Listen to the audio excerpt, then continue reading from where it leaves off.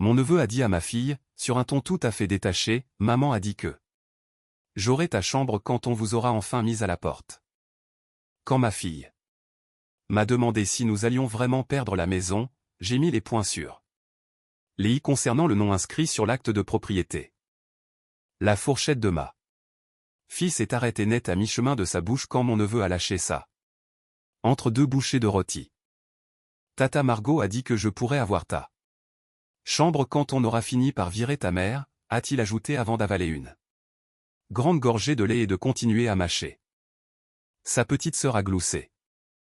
La table est devenue étrangement silencieuse, comme si le ronronnement du réfrigérateur s'était arrêté d'un coup. Les chaises ont grincé. Le bracelet de quelqu'un a tinté contre un verre. Margot souriait à son assiette, comme si elle venait de gagner le gros lot lors de ce déjeuner dominical. Les joues de Léa se sont couvertes de taches rouges. Elle a fixé ses petits pois, puis elle a fait ce qu'elle faisait toujours quand elle avait peur d'être impolie, elle s'est penchée vers moi pour que je sois la seule à l'entendre. Est-ce qu'on va nous mettre dehors, maman? Mes mains tremblaient sous la table. J'ai pressé ma serviette à plat, comptant nerveusement les coutures. Ma gorge était nouée. C'était ma salle à manger, mes assiettes, ma liste de courses sur le frigo derrière moi, à côté du sac de litière pour le chat. Leur plat de gratin traînait sur mon plan de travail. Leur veste était accrochée à mes patères. La chambre en question avait une étagère bleu canard et une guirlande en papier que Léa avait fabriquée avec de vieux exercices de grammaire. Son prénom était écrit sur la porte en lettres pailletées. J'ai entendu Margot dire à notre mère, sans même me regarder, elles savent bien. Complaisante. Maman a eu un petit haussement d'épaule. Mon frère, Benoît, a ricané comme si tout cela était ridicule. Tout le monde attendait de voir ma réaction. J'ai souri à Léa comme si c'était un mardi ordinaire. Non, ma puce. Ai-je dit d'une voix ferme. Puis j'ai regardé ma mère et, sans hausser le ton, j'ai demandé, demande donc à mamie à quel nom est cette maison. Le visage de ma mère a changé instantanément. Ses lèvres se sont pincées. Ses yeux ont fuité vers la porte d'entrée avant de revenir vers moi. Un long silence pesant s'est installé. On n'entendait plus que le vrombissement du frigo. Léa m'a jeté un coup d'œil timide. J'ai replacé une mèche de cheveux derrière son oreille et j'ai continué à servir les haricots verts comme si je ne retenais pas mon souffle. Les enfants de Margot ont perdu tout intérêt et ont commencé à se chamailler pour des frites, mais les adultes ne me quittaient plus des yeux. Comme si j'avais posé une grenade sur la table entre le sel et le beurre. J'aurais dû savoir que ce moment marquerait l'effondrement de tout leur château de cartes. Bon, quelques mots sur moi. Je m'appelle Cécile, j'ai 36 ans et j'habite près de Lyon. Je gagne ma vie en enseignant le français aux étrangers. Ce qui a commencé par des cours particuliers sur ma table de cuisine est devenu une chaîne YouTube et une page Instagram. Mes vidéos courtes sur la façon de prononcer le R à la française ou comment ne pas avoir l'air d'un robot ont 200 000 abonnés. Les bonnes semaines sur YouTube et 90 000 sur Insta. Je vends des petits guides PDF à 25 € et une formation de prononciation à 180 € qui me permet de payer les factures. Je filme dans ma chambre d'amis avec un anneau lumineux et un micro. Bon marché qui fonctionne mieux que prévu. Ce n'est pas luxueux, mais c'est chez nous. Je suis mère célibataire de Léa, 9 ans, qui collectionne les tickets de bibliothèque comme s'il s'agissait d'autographes de stars. Il y a 2 ans. Après mon divorce, j'ai emménagé dans la vieille maison de ville que mes grands-parents avaient laissée à ma mère. Le plan, selon elle, était temporaire. Ma chérie, aide-moi à la retaper, gardons-la dans la famille. J'étais juste reconnaissante de ne pas avoir à signer un bail à ce moment-là. Le toit fuyait, le chauffage toussait comme un vieux fumeur et l'évier de la cuisine tremblait dès qu'on ouvrait l'eau. J'y ai investi tout mon argent de YouTube. Chaque centime de mes cours particuliers. Une nouvelle toiture m'a coûté 10 000 euros, la chaudière 6 000 euros, la plomberie 3 000 euros. J'ai repeint les placards avec. Léa qui portait mes vieux t-shirts trop grands. Maman disait, tu as un tel talent, puis elle a suggéré que nous ouvrions un compte joint pour les dépenses de la maison. On a mis nos deux noms par simplicité et j'ai mis en place un virement automatique de 1 100 euros par mois pour que les taxes et l'assurance soient payées sans drame. On a fait les choses correctement, je lui ai racheté la maison pour 25 000 euros symboliques afin d'apurer ses dettes. L'acte de vente a été signé devant notaire, j'ai payé les frais et la taxe foncière a été mise à mon nom. Maman était à la signature, elle plaisantait avec le clerc de notaire en disant qu'il fallait garder le patrimoine dans la famille. Pendant que je signais, elle a gardé un double des clés et n'a jamais cessé d'appeler l'endroit la maison de maman. Ma famille m'a toujours traité comme la personne fiable, celle qui a le portefeuille bien rempli. J'ai payé la facture d'électricité de maman en plein mois d'août quand la clim tournait à fond. J'ai donné 2 500 euros à Margot pour l'apport de son nouveau monospace afin que ses fils ne ratent pas le foot. J'ai payé le loyer de mon frère pendant 3 mois durant la pandémie, 1 200 euros à chaque fois, avec un « rends-le-moi quand tu pourras ». Je le pensais vraiment. Mais lui a compris, ne t'inquiète pas pour ça. J'ai même ajouté tout le monde sur mon forfait téléphonique familial parce que ça me coûtait moins cher que leurs frais de retard respectifs. 5 lignes, 200 euros par mois, avec des textos. Constant le 23 du mois demandant, tu peux me rajouter de la data. Ça ne faisait pas de moi une sainte, ça me rendait juste épuisé. Ils toléraient mon travail parce qu'ils finançaient ce dont ils avaient besoin.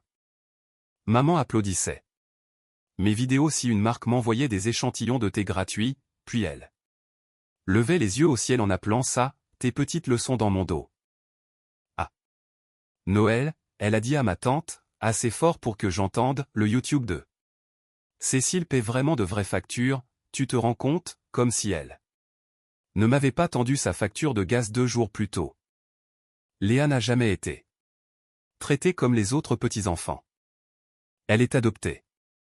Ma famille n'a jamais rien dit d'ouvertement méchant qu'on pourrait attaquer devant un avocat, mais ça ressortait par petites coupures sournoises. Margot organisait des sorties au parc de trampoline entre cousins et oubliait d'ajouter Léa au groupe WhatsApp. Puis elle postait des photos avec la légende « Tous mes amours ». Une année, maman a commandé des vestes brodées au nom de tous les petits-enfants et, bizarrement, elle n'a pas pensé à me demander la taille de Léa. Lors de ce dernier repas, il y avait des porte-noms élégants pour 5 enfants, et le nom de Léa était griffonné sur une serviette en papier plié, comme une pensée de dernière minute. Une fois, maman a voulu prendre une photo des petits-enfants pour sa cheminée et a demandé à Léa de prendre la photo, tu es tellement douée avec les appareils, avait-elle dit comme si c'était un compliment. Je suis resté là, les bras chargés d'assiettes en carton, sans rien dire, parce que j'essayais encore de faire en sorte que mon budget course nourrisse tout ce monde-là. Dès que je protestais un tant soit peu, la punition était silencieuse. Le mois dernier, Margot m'a demandé de verser la compte de 4 000 euros pour la rénovation de sa cuisine parce que l'artisan doit bloquer les dates maintenant. Elle a juré qu'elle me rembourserait avec son retour d'impôt.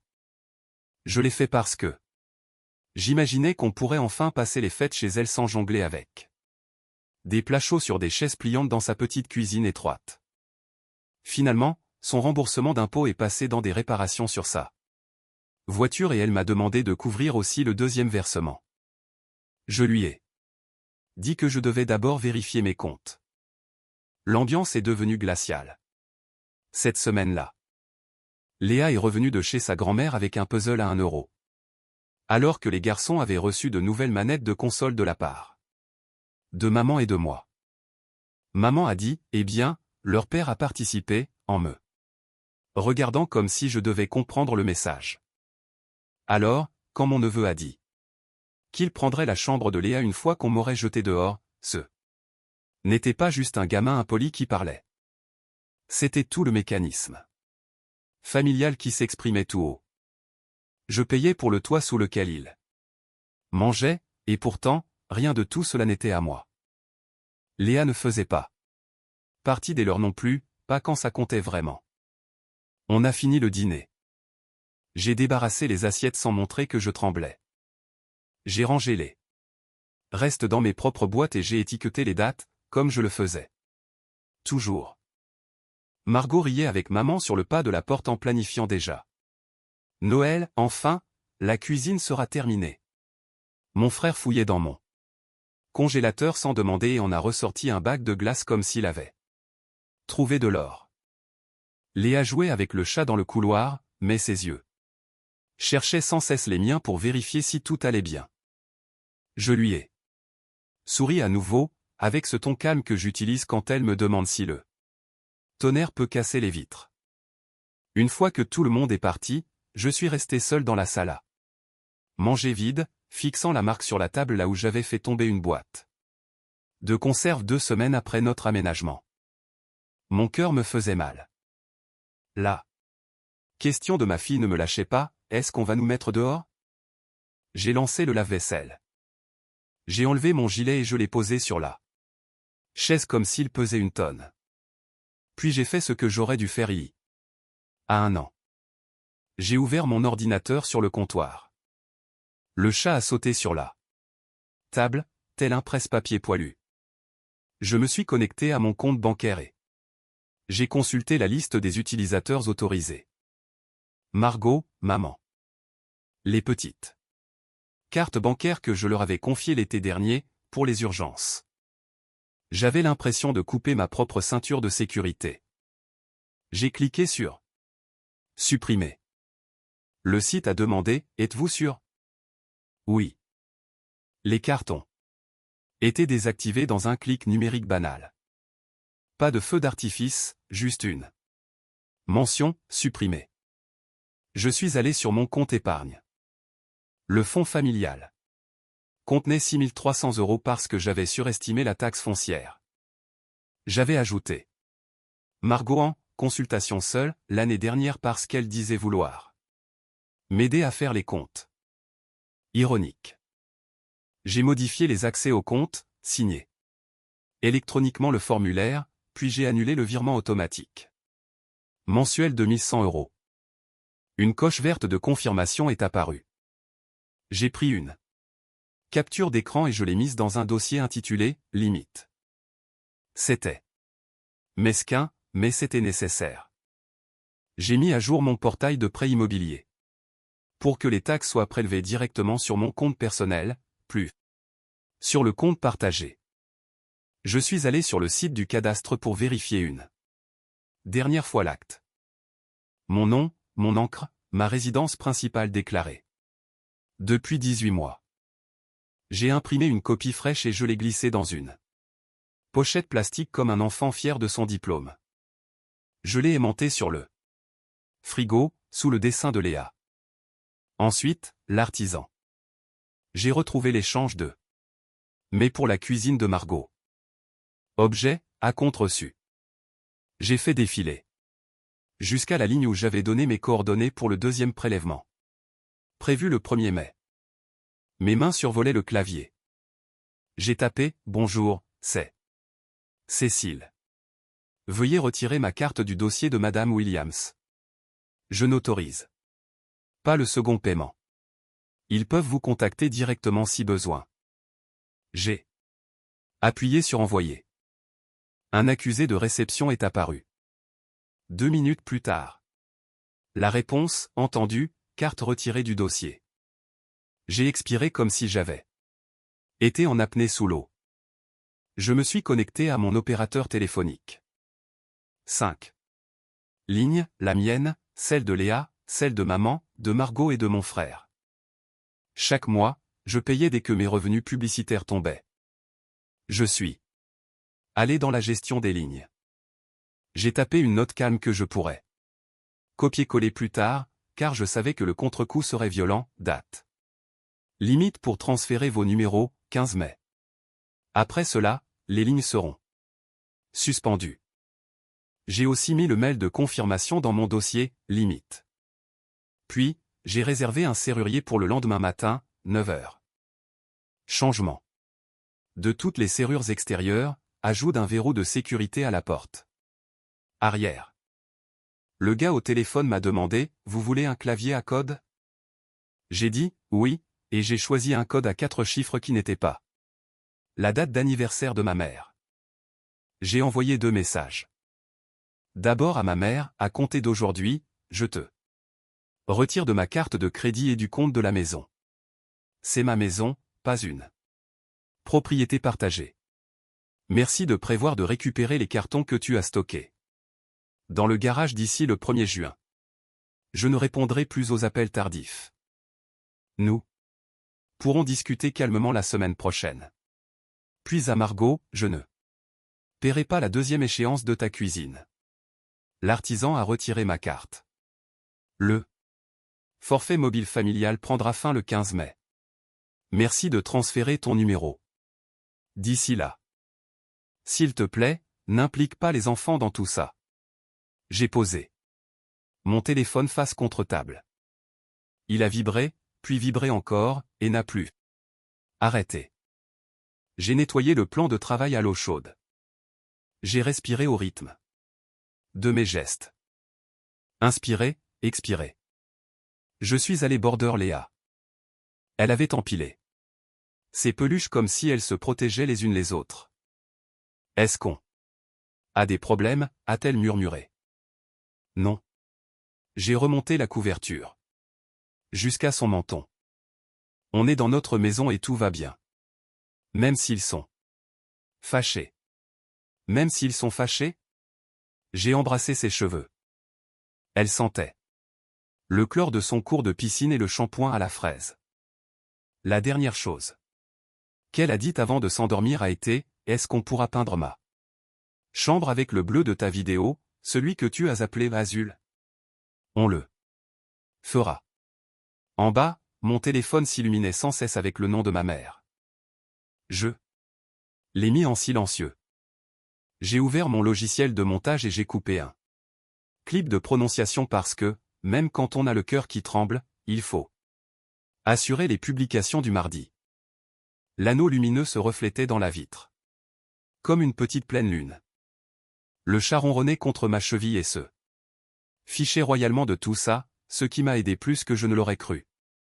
Au matin, mes notifications ressemblaient à un nid de frelons qu'on aurait secoué. 29 appels manqués. Une muraille de « rappelle-moi tout de suite » de la part de maman. Un message de Margot, waouh, quel mélodrame. Une capture d'écran Facebook envoyée par un cousin montrant un post qui disait « Certaines personnes oublient qui les a aidées quand elles commençaient à filmer leur petite vidéo mignonne. » Il y avait un message vocal de mon frère qui commençait gentiment pour finir par dire qu'il était « déçu » sur le ton d'un directeur d'école. Le serrurier est arrivé pile à 9 h. Il sifflotait en travaillant. Je lui ai fait un café dans un mug ébréché. Quand il est parti, la porte s'est fermée avec un déclic parfait pour la première fois depuis notre installation. J'ai envoyé le nouveau code à ma tante Danielle, parce que c'est elle qui arrose mes plantes quand on part en week-end. Elle m'a répondu, je suis fier de toi, ma chérie. J'ai vu le visage de Léa hier soir. Ce n'était pas normal. À 10 h, maman a tambouriné à la porte. Sa vieille clé ne fonctionnait plus. La sonnette connectée m'a alerté sur mon téléphone, quelqu'un à la porte. J'ai regardé l'écran, je l'ai vu là avec son sac à main, comme si on allait bruncher, et j'ai laissé l'appel passer en messagerie. Elle a frappé. Encore, plus fort. J'ai entrouvert la fenêtre et j'ai dit, on pourra prévoir un moment pour discuter. Pas aujourd'hui. Tu me fais passer pour une imbécile, a-t-elle crié, la voix aiguë, consciente que les voisins écoutaient. On plaisantait. On ne coupe pas les ponts avec sa famille pour Une blague. J'ai gardé un ton neutre, je ne suis pas ta banque de secours. Maman. Je suis la mère de Léa.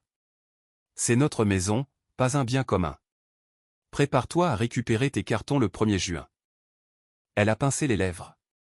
Les fils de Margot ne comprennent pas pourquoi leur tante les déteste. Je ne déteste personne, ai-je répondu. S'il te plaît, n'implique pas les enfants. J'ai refermé la fenêtre. C'était enfantin, et pourtant c'était l'acte le plus adulte que j'ai fait de l'année. Margot a appelé 11 fois, puis a envoyé un pavé expliquant que l'artisan l'avait mise en attente. Comment espères-tu qu'on fasse des dîners de famille chez moi si ma cuisine est en chantier? J'ai répondu, je ne financerai plus une famille dont mon enfant ne fait pas partie. Merci d'arrêter d'insister. Elle a écrit, ne ramène pas tout à Léa. J'ai juste mis un cœur sur son message parce que j'en avais fini avec les explications. À midi, j'avais reçu 3 messages privés de gens à qui je n'avais pas parlé depuis le lycée me demandant si ça allait, et un message discret de mon cousin Julien, si tu as besoin que je passe quand ils reviendront, dis-le-moi. J'ai répondu, on va bien, merci. Il a envoyé un pouce levé et une photo de son chien avec des lunettes de soleil, ce qui a fait rire Léa aux éclats, au point qu'elle a recraché son lait par le nez au déjeuner. J'ai posté une vidéo dans l'après-midi, un conseil de 15 secondes sur la différence entre deux sons proches en français. Pendant le téléchargement, mon téléphone s'est allumé avec une suite de « T'es sans cœur, on n'a jamais rien demandé, et, après tout ce qu'on a fait pour toi, de la part de mon frère. » Je n'ai pas réagi. J'ai plié le linge. J'en ai mis 2 de côté qui étaient usés et j'ai noté de les remplacer quand je pourrais. Ces gestes pratiques étaient comme des sacs de sable protégeant ma maison.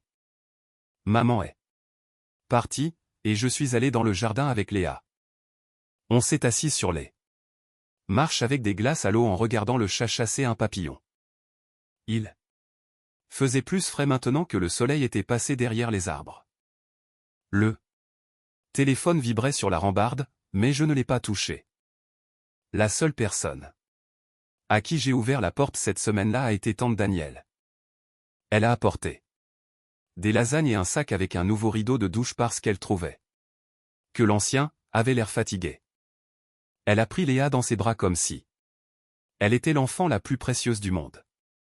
Elle m'a regardé et m'a dit « Ils diront que tu es méchante parce que tu as dit non. » Ses yeux étaient embués. Continue de leur dire non. Et c'est ce que j'ai fait. Quand la date limite du forfait mobile est arrivée, j'ai envoyé un dernier appel, les lignes seront coupées à 17h aujourd'hui. Ils m'ont renvoyé des émojis de tête de mort et des messages criant à l'abus. À 17h01, j'ai cliqué sur suspendre. Ma facture a baissé de 140 € et la maison est devenue plus calme. D'une manière qui n'avait rien à voir avec les sonneries. Le truc avec les limites saines, c'est que c'est presque ennuyeux au quotidien, on fait cuire du riz, on édite ses vidéos, on explique à son enfant que les adultes agissent parfois comme des enfants et que ce n'est pas à elle de réparer ça. On surveille la caméra de devant quand une voiture ralentit, et on décide de ne pas bouger. J'ai mieux dormi le soir où j'ai vu ma mère essayer le code du verrou, soupirer et retourner à sa voiture. Pas parfaitement, mais mieux. On a instauré un nouveau rituel le dimanche. Léa appelle ça « la soirée spaghetti », comme si c'était une émission de télé. Je fais revenir de l'ail dans ma cocotte et je laisse la sauce mijoter pendant qu'elle dresse la table. Avec les assiettes dépareillées que j'adore. Je mets toujours 2 chaises de plus au bout de la table, vide. Ce n'est pas une provocation, juste un rappel. Qu'on a de la place pour quiconque viendrait avec de la bienveillance. Tante Daniel et Julien sont venus la première semaine sans demander si c'était possible. Ils ont apporté une salade et des cannolis du supermarché. La petite amie de Julien a appris à Léa à enrouler les pâtes avec une cuillère commune. Pro. Après le dîner, Léa leur a fait faire le tour de sa chambre, l'étagère bleue, la guirlande en papier et le nouvel échantillon de peinture scotché au mur. Elle avait choisi la couleur dans l'une de mes vidéos, un bleu azul comme l'océan. On l'a peinte le week-end suivant, juste un pan de mur, et on a ri. Quand le chat a attaqué le rouleau à peinture, on a essuyé les éclaboussures. C'était beau, comme un endroit où l'on a vraiment l'intention de rester. J'ai rangé l'acte de propriété dans le tiroir à côté de la cuisinière, là où je garde les menus de livraison et les élastiques. Pas pour le brandir, juste pour le toucher du pouce parfois en attendant que l'eau bouille. C'était ma preuve. Pas pour eux, pour moi. Margot n'a plus envoyé de texto pendant un moment. Maman envoyait parfois des ballons d'essai, une blague transférée, comment va Léa, sans jamais aucune excuse. Je ne répondais qu'aux questions sur ma fille. Court, poli. S'il demandait de l'argent, je disais, je ne suis pas votre banque, et j'en restais là. S'il disait, les dîners de famille nous manquent, je répondais, à nous aussi, mais la famille, ça inclut aussi Léa. Le troisième dimanche, Léa a fait un dessin et l'a aimanté sur le frigo. C'était une petite maison avec 2 personnages bâtons qui souriaient et un citronnier bancal à côté du porche. La maison de maman et Léa, avait-elle écrit avec soin. On a planté un vrai citronnier dans le jardin le lendemain, un petit arbuste tout frais acheté en jardinerie. On a creusé avec une pelle empruntée. La terre sentait la pluie. Léa a tassé la terre avec ses mains et a demandé. Est-ce qu'il va rester? Oui, j'ai dit. Il va rester. Je ne me sentais pas triomphante. Je me sentais juste comme quelqu'un qui avait enfin entendu son enfant demander si elle était en sécurité et qui avait répondu par quelque chose de concret. Le téléphone s'allume encore parfois avec les vieux schémas et de nouveaux reproches. Je continue de faire mon riz, d'éditer mes vidéos et de payer mon crédit le premier du mois. La maison ne craque pas moins qu'avant, mais maintenant, on dirait qu'elle s'installe confortablement autour de nous, au lieu de nous avertir d'un danger. Quand Léa s'est endormie ce soir-là, elle ne m'a pas demandé de vérifier la porte 2 fois. Je l'ai fait. Quand même, une seule fois, et j'ai tourné le verrou avec un clic discret. D'ici là, je garde les choses simples, pas de cris, pas de grands discours, juste. Je ne financerai plus une famille dont mon enfant ne fait pas partie. Et un mur bleu exactement de la nuance que Léa voulait. Et un citronnier qui, avec le temps, nous donnera des fruits, juste là, dans notre jardin. En résumé, on pourrait dire que pour certains, la famille n'est qu'un mot de passe pour passer devant tout le monde à la caisse. Cécile n'a pas coupé les ponts avec sa famille. Elle a simplement arrêté de subventionner des gens qui excluaient sa fille des photos de famille mais l'incluaient volontiers dans le calcul de leur traite. Il faut une audace particulière pour manger le rôti de quelqu'un, dormir sous son toit, vider sa carte de crédit, puis jouer les victimes quand la carte cesse de fonctionner. Les limites ne sont pas de la cruauté, ce ne sont que les factures qu'on finit par rendre à leurs propriétaires.